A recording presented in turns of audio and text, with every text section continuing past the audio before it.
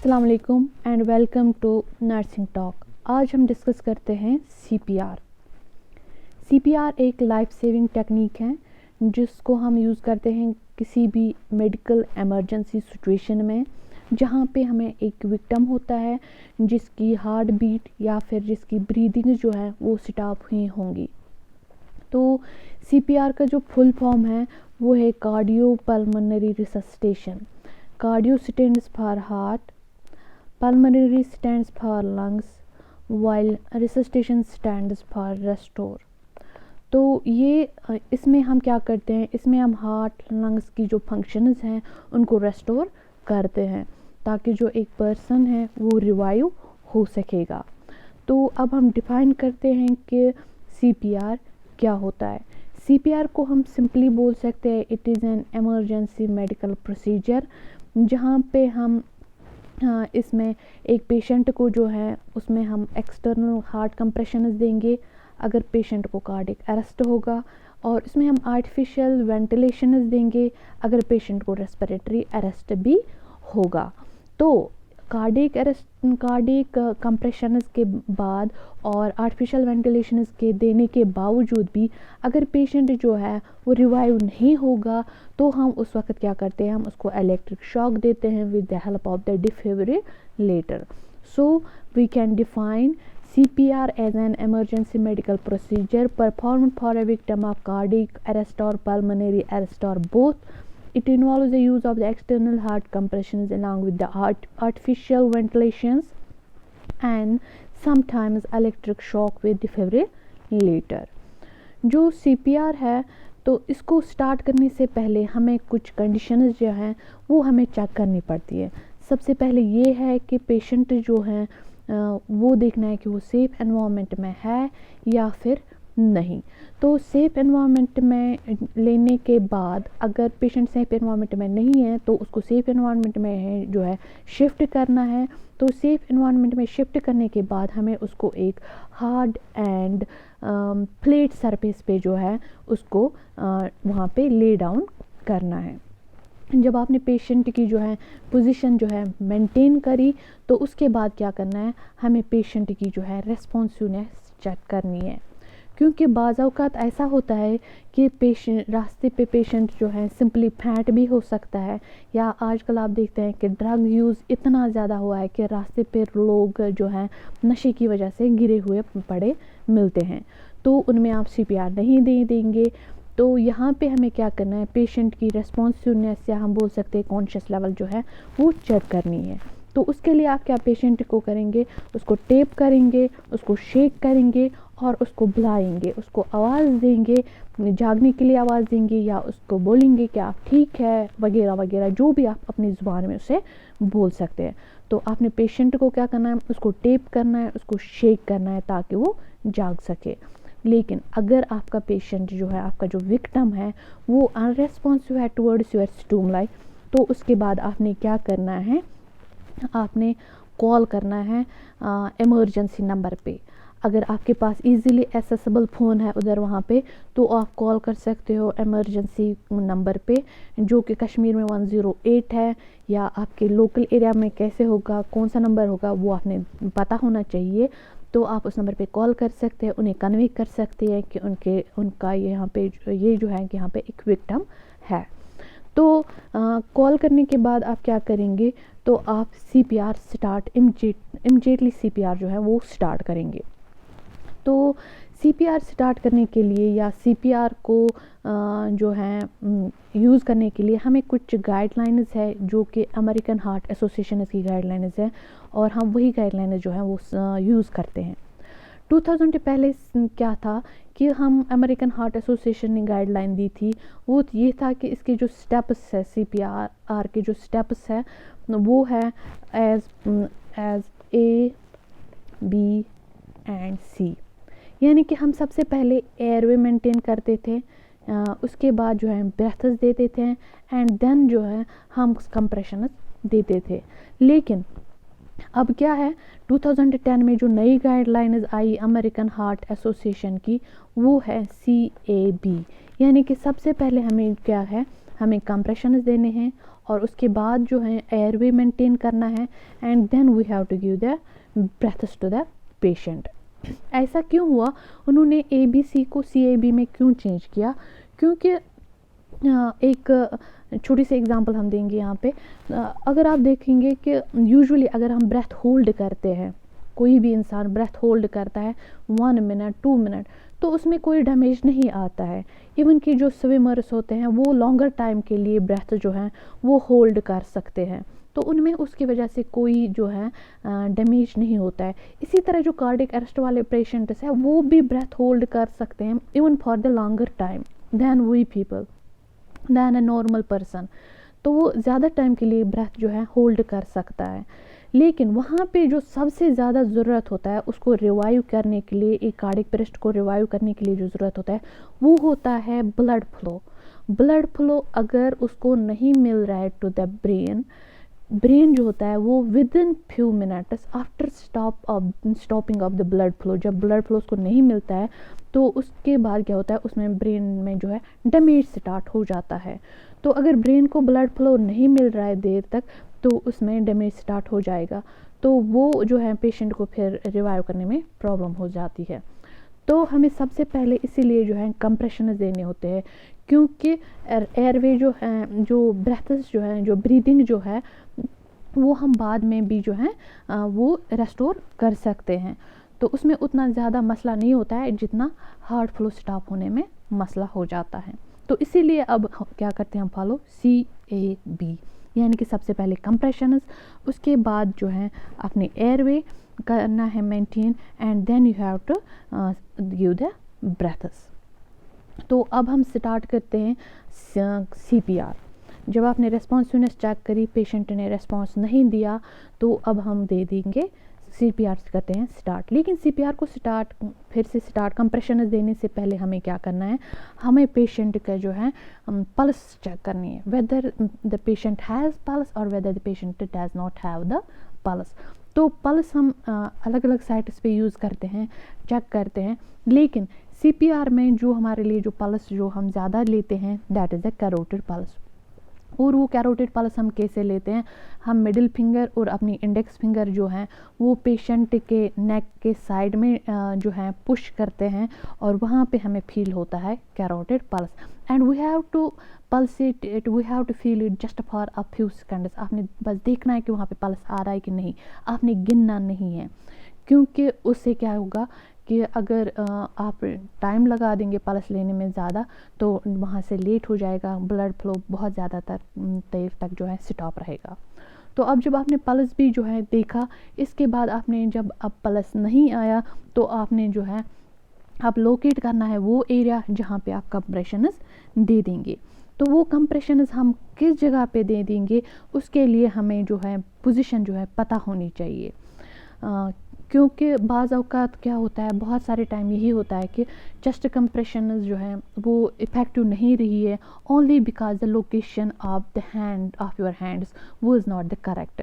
तो उसके लिए क्या करते हैं हम, जो चेस्ट बोन होती है या स्टर्नम जिसको हम बोलते हैं, इसका लोअर हाफ हमें जो है लोकेट करना होता है, और लोअर हाफ जब आप लोगों ने लोकेट किया तो उसके नीचे ही हमें देना होता है चेस्ट कंप्रेशंस।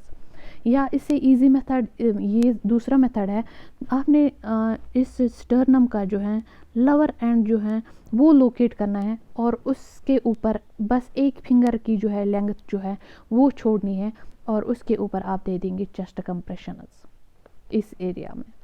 तो ये आप लोगों ने लोकेट एरिया किया, तो यहाँ पे आप रखेंगे आप चेस्ट कंप्रेशंस के लिए अपना हाथ। इससे पहले क्या होता था कि एक कॉन्वेंशनल मेथड जो है वो यूजुअली यूज़ किया जाता है, जिसमें हम क्या करते हैं, जो निपल्स होते हैं पेशेंट की, जो निपल्स होते हैं विक्टिम्स की, उनके दरमियान एक इमेजनरी लाइन जो है वो खींची जाती है, और उसके बाद उसी इमेजनरी लाइन के लोअर साइड में जो है वहाँ पे चेस्ट कंप्रेशन दिए जाते हैं। बट जब हमारे पास एक एल्डरली वुमन पेशेंट होगी, जब हमारे पास एक ओबीज पेशेंट होगी, या जब हमारे पास एक ऐसी विक्टिम होगी जिसके डिफॉर्म्ड ब्रेस्ट्स होंगे, या जो अगर आप एल्डरली वुमन पेशेंट देखेंगे तो उनकी जो ब्रेस्ट्स जो होते हैं वो यूजुअली सेगी होते हैं, तो उस वक्त आप ये इमेजिनरी लाइन कैसे इमेजिन कर सकेंगे, तो उस वक्त आप कैसे लोकेट कर सकेंगे ये। तो इसीलिए जो है बेटर जो है रहता है कि आप जो है स्टर्नम बोन की जो लवर एंड का जो लवर एंड है उसको लोकेट करें, उसके ऊपर एक फिंगर की डिस्टेंस छोड़ दें, उसके ऊपर जो एरिया आएगा वहाँ पे आप देना शुरू करेंगे चेस्ट कंप्रेशन। सो आपने लोकेट किया कि चेस्ट कंप्रेशन कहाँ पे देने हैं। इसके बाद हमें क्या करना है कि हमें चेस्ट अपने हैंड जो हैं वो रखने होते हैं इस एरिया पे। तो वो हैंड्स हमें कैसे रखने हैं, सबसे पहले आपने अपना नॉन डोमिनेंट हैंड जो है उसकी जो पाम की जो हील है वो उस एरिया पे उधर रखनी है।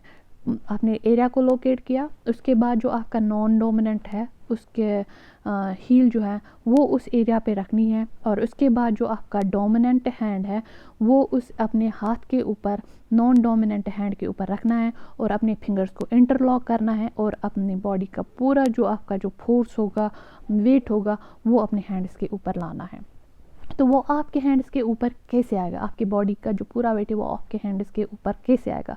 उसके लिए आपने क्या करना है, आपने घुटनों के बल बैठना है आपके विक्टिम के साइड में, तभी जाके आपकी बॉडी का जो पूरा वेट है वो आपके हैंड्स पे आ जाएगा। आपके एल्बो स्ट्रेट होने चाहिए और आपके जो शोल्डर्स है वो स्ट्रेट लाइन में आने चाहिए आपके हैंड्स के। तो उसके बाद जब आप लोग ने आप प्रॉपर पोजीशन में आपके अपने हैंड्स रख लिए लोकेशन पे, तो अब आप चेस्ट कंप्रेशन देंगे। चेस्ट कंप्रेशन हम देते हैं at the rate of 100 to 120 compression पर मिनट, 100 to 120 कंप्रेशन पर मिनट। लेकिन हमें चेस्ट कंप्रेशन ऐसे देने हैं कि हर एक कंप्रेशन के बाद जो चेस्ट है वो रिकॉइल बैक हो जाएगा। जैसे आप यहाँ पे देखते हैं कि हर एक कंप्रेशन के बाद जो है कि चेस्ट रिकॉइल बैक हो जाता है और आपकी बॉडी का जो पूरा वेट है वो आपके हैंड्स के ऊपर आता है। लेकिन आपने क्या करना है, आपने चेस्ट इतना ही कंप्रेस करना है कि उसकी बोन जो है उसकी ब्रेक नहीं होनी चाहिए। तो इसलिए आपने अराउंड 5 to 6 सेंटीमीटर ही जो है चेस्ट जो है कंप्रेस करना है, यानी कि 2 to 2.5 इंचेस जो है आपने चेस्ट को कंप्रेस करना है। अगर उससे ज़्यादा करेंगे तो जो साइड की जो वहाँ पे बोन्स होंगी वो ब्रेक हो सकती है और हीमोथोरैक्स पेशेंट को हो सकता है, और जो कि बहुत ही एक क्रिटिकल लाइफ सिचुएशन है। तो जब आप क्या करते हैं, अपने बॉडी का पूरा वेट, जिस तरह आप यहाँ पे देख रहे हैं कि इसका बॉडी का जो है पूरा वेट जो है इसके ऊपर आ रहा है, इसके हैंड्स के ऊपर आ रहा है, इसके एल्बोज यहाँ पे स्ट्रेट है, इसके शोल्डर्स और इसके हैंड जो है स्ट्रेट लाइन में है। और ये सिर्फ चेस्ट कंप्रेशन जो है ज़्यादा कंप्रेस नहीं कर रहे हैं, जस्ट 5 to 6 सेंटीमीटर जो है आपने चेस्ट को कंप्रेस करना है। तो अब आपने कंप्रेशन दे दिए 100 to 120 कंप्रेशन पर मिनट देने हैं आपने। इन केस अगर आप जो है CPR देना नहीं जानते हैं, CPR कैसे देना है, तो बस आप चेस्ट कंप्रेशन को कंटिन्यू करेंगे तब तक जब तक आपको कोई इमरजेंसी मेडिकल टीम जो है आप तक पहुंच जाएगी। But if you know how to perform the CPR, if you are a trained person for the CPR, then just go for the airway. आपने क्या करना है, अब आपने एयरवे को जो है आपने एयरवे की पेटेंसी जो है चेक करनी है।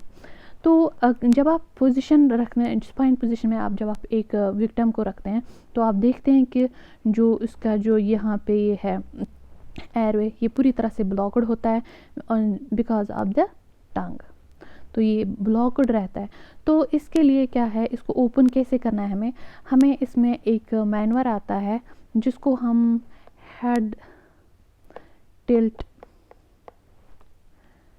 चिन लिफ्ट बोलते हैं, हेड टिल्ट चिन लिफ्ट बोलते हैं। यानी कि आपको अपना हैंड जो है, एक हैंड वो पेशेंट इस विक्टिम के फोरहेड पे रखना है और दूसरे हाथ से क्या, और ये जो है फोरहेड इसको थोड़ा सा टिल्ट बैक करना है और दूसरे हाथ से क्या करना है, चिन को थोड़ा सा लिफ्ट अप करना है। तो उससे क्या होता है, ये जो है एयरवे ये ओपन हो जाती है।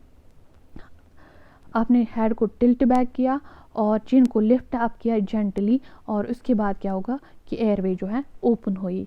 अब जब आप लोगों ने एयरवे की जो है पेटेंसी जो है मेंटेन कर दी, तो उसके बाद क्या है, आपने पेशेंट को ब्रीथिंग देना है। तो आपने 2 रेस्क्यू ब्रेथ्स देनी होती है।